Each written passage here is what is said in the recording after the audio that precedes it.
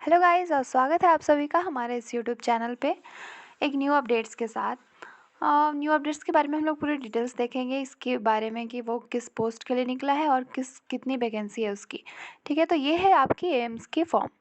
AIIMS मतलब all India institute of medical science, ये रायबरेली की फॉर्म है जिसको आप सभी भर सकते हैं अपने एलिजिबिलिटी के अकॉर्डिंग। ठीक है, यहाँ पे देखिए इसमें जो ऑफिशियल इसकी लिंक है पहले ये देख लीजिए। ऑफिशियल लिंक है इसकी www.emsrbl.edu.in। ये इसके ऑफिशियल वेब लिंक हो गई जिसके थ्रू आप इसको अप्लाई कर सकते हैं। ठीक है, अब इसमें देखेंगे हम लोग वेरियस पोस्ट और इसकी स्पेशलिटी मतलब इसकी एलिजिबिलिटी भी देखेंगे कि इसमें क्या होना चाहिए। वैसे ये मास्टर डिग्री के लिए है बट हाँ इसकी हम लोग एक दो की हम लोग इस एलिजिबिलिटी क्राइटेरिया देख लेंगे। यहाँ जो देखिए अगर नेम ऑफ पोस्ट देखिएगा तो यहाँ फर्स्ट है प्रोफेसर कम प्रिंसिपल, सेकंड है associated professor in nursing, third है assistant professor lecturer in nursing, fourth है ट्यूटर क्लिनिकल इंस्ट्रक्टर। ठीक है, तो ये है टोटल पोस्ट। इसमें हम लोग देख लेते हैं कितनी है टोटल पोस्ट। इसमें फर्स्ट का देखेंगे तो 1 है, इसका 2 है, 3 है एंड इसका 12 है। अगर इसमें हम लोग टोटल पोस्ट देखते हैं तो वो है 18। ठीक है, अब इसकी हम लोग सब्जेक्ट स्पेशलिटीज़ देखिए तो अगर सेकंड का देखते हैं एसोसिएट प्रोफेसर इन नर्सिंग का मेडिकल सर्जिकल नर्सिंग होना चाहिए और कम्युनिटी हेल्थ नर्सिंग होना चाहिए।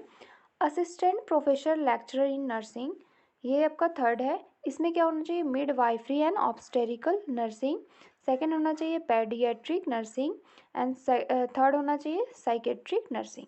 तो इसकी ये क्या है सब्जेक्ट की स्पेशलिटीज़। सब्जेक्ट की स्पेशलिटीज़ इसमें मतलब ये चीज़ होना ही चाहिए ये दोनों पोस्ट के लिए। ओके, और इसमें कैटेगरी देखिए ये यूआर के लिए है एंड ये भी यूआर के लिए, और जो ट्यूटर क्लिनिकल इंस्ट्रक्टर है ये तीनों के लिए चारों के लिए दिया हुआ है। यूआर के लिए 7 है, ओबीसी के लिए 3 है, एससी के लिए 1 है, ईडब्ल्यूएस के लिए 1 है। ईडब्ल्यूएस सब लोग जानते होंगे जो जनरल के लिए 10% वो मिला है रिजर्वेशन मिला है उसके लिए ये है 1 वैकेंसी।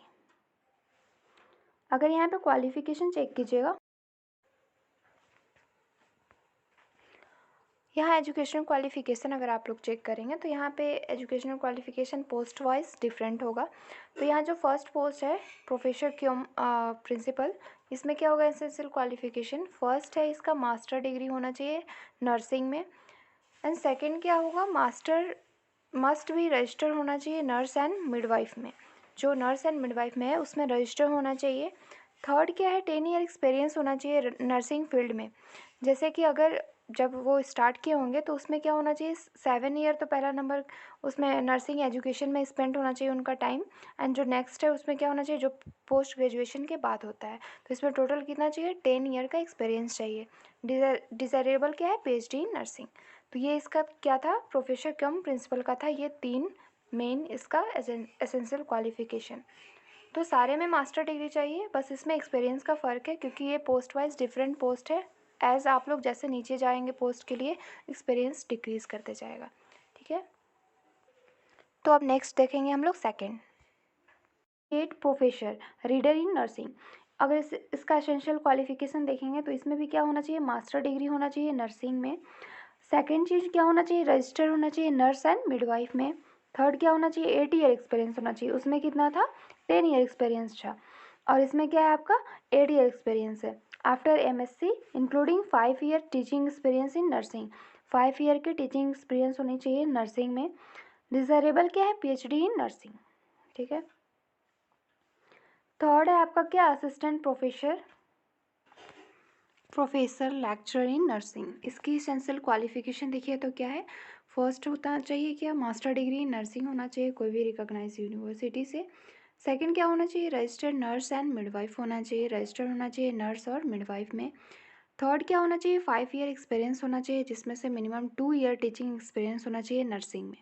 ठीक है, तो ये तीनों में डिफरेंस समझ में आ रहा है। फर्स्ट जो होगा फर्स्ट पोस्ट में क्या था सेकंड पोस्ट में क्या था, फर्स्ट में 10 ईयर एक्सपीरियंस था, थर्ड में सेकंड में देखेंगे आप लोग 5 ईयर एक्सपीरियंस टीचिंग का होना चाहिए एंड टोटल आपका 8 ईयर एक्सपीरियंस होना चाहिए।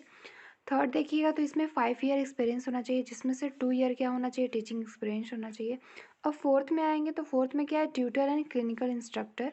इसमें क्या होना चाहिए बीएससी नर्सिंग होना चाहिए, post BSc nursing degree from a Indian Nursing Council recognize institute या यूनिवर्सिटी। फर्स्ट क्या होना चाहिए, बीएससी नर्सिंग, एंड सेकंड क्या होना चाहिए, रजिस्टर होना चाहिए नर्स या मिडवाइफ इन नर्सिंग काउंसिल में। एक्सपीरियंस इसमें देखिए 3 इयर्स, मतलब सारे एक्सपीरियंस अगर आप नीचे आते हो तो पोस्ट नीचे होते जाते हैं तो एक्सपीरियंस कम होते जाते हैं। तो इसमें 3 ईयर एक्सपीरियंस होना चाहिए नर्सिंग में। अगर इसमें डिज़ायरेबल देखिएगा तो एमएससी नर्सिंग है, master of nursing degree from an Indian Nursing Council recognize institution. तो ये चारों पोस्ट के बारे में डिटेल्स इन्फॉर्मेशन था। आप अगर यहाँ पे फिर से चेक कर लोगे तो आपको ज़्यादा अच्छे से पता हो जाएगा कि फर्स्ट में क्या था, सेकंड में क्या था, थर्ड में क्या था, और आप किस चीज़ के लिए एलिजिबल हो। ठीक है, तो इसमें से आप कोई भी पोस्ट के लिए अप्लाई कर सकते हैं जिसके लिए आप एलिजिबल हो उसके अकॉर्डिंग। और यहाँ पे देख लीजिए इसकी, अगर पोस्ट के अकॉर्डिंग आप देखना चाहते हो पे स्केल, तो पे स्केल देख सकते हैं। 1 से 2 लाख होता है इसका professor cum principal. Second associate professor का कितना होता है, 78,000 से 2 लाख होता है। थर्ड होता है लेक्चरर इन नर्सिंग के लिए क्या होता है, पे स्केल इसकी 67,000 से लेकर 2 लाख होता है। फोर्थ ट्यूटर और क्लिनिकल इंस्ट्रक्टर के लिए 56,000 से 1 लाख होता है। तो ये इसकी पूरी पे स्केल डिटेल्स है, इसके अकॉर्डिंग भी आप समझ सकते हो कि इसमें एक्सपीरियंस ज़्यादा चाहिए एज़ कम्पेरिजन टू ये तीनों, फिर इसमें ज़्यादा चाहिए एज़ कम्पेरिजन टू दोनों, ये दोनों से कंपेरिजन में इसमें ज़्यादा चाहिए इसके कंपेरिजन में। तो जो लो पोस्ट है उसके लिए तो एक्सपीरियंस कम मांगेगा, तो उसके अकॉर्डिंग मैंने आपको डिटेल्स पूरी बता दी है। ओके, अब इसकी मेथड ऑफ सिलेक्शन क्या है, तो देखिए ट्यूटर क्लिनिकल इंस्ट्रक्टर के लिए क्या है, सिलेक्शन प्रोसेस के लिए यहाँ पे रिटन एग्ज़ाम होगी एंड इंटरव्यू होगी ट्यूटर क्लिनिकल इंस्ट्रक्टर के लिए। अगर principal associate professor and assistant professor के लिए देखिएगा तो क्या होना चाहिए, इसमें क्या होगा सेकंड वाले में कि यहाँ पे आपको इंटरव्यू होगा केवल। अगर ज़्यादा यहाँ पे पर्सन की वैकेंसी मतलब पोस्ट के लिए अप्लाई कर दिए ज़्यादा लोग, तो उसके लिए क्या होगा, यहाँ पे स्क्रीनिंग टेस्ट होगी, स्क्रीनिंग कमेटी होगी जिसमें आपको शॉर्ट लिस्टेड किया जाएगा, उसके अकॉर्डिंग आपकी सिलेक्शन होगी। तो फर्स्ट के लिए तो इंटरव्यू एंड एग्ज़ाम दोनों होगा ट्यूटर क्लिनिकल इंस्ट्रक्टर के लिए, लेकिन जो सेकेंड है principal associate officer and assistant professor, इसके लिए इंटरव्यू होगा एंड जितने लोग अप्लाई करेंगे उसके अकॉर्डिंग वहाँ पे टेस्ट हो, स्क्रीनिंग कमेटी होगा, इसके अकॉर्डिंग शॉर्ट लिस्ट होगी। ठीक है, इसमें जो साइट ऑफ इंटरव्यू देखिएगा तो क्या है, इंटरव्यू जहाँ पे होगी वो है एम्स रायबरेली, वहाँ पे होने वाली है ये। और इसकी एप्लीकेशन फ़ी देख लेते हैं हम लोग। एप्लीकेशन फ़ी देखिएगा तो जनरल ओबीसी ईडब्ल्यूएस का क्या है 1500 एप्लीकेशन फ़ी है। SC ST कैटेगरी का ₹800 है। PWD का कोई भी फ़ी नहीं लगेगा। ठीक है, एप्लीकेशन फ़ी अप्लाई करने के लिए या फिर फॉर्म को फिल करने के लिए आपको ऑफिशियल लिंक स्टार्टिंग में मैंने बता दिया था, फिर से यहाँ पे देख लीजिए www.emsrbl.edu.in, ये इसकी ऑफिशियल वेबसाइट है, चाहे वो पेमेंट की हो या फिर एप्लीकेशन फॉर्म अप्लाई करने की। ओके, और हाँ आप लोग के लिए एक इम्पॉर्टेंट चीज़ कि इसकी स्टार्टिंग डेट तो वैसे ही स्टार्ट हो चुकी है 3 अप्रैल से ये फॉर्म की फिलिंग, एंड इसकी जो लास्ट है फिलिंग 3 मई है।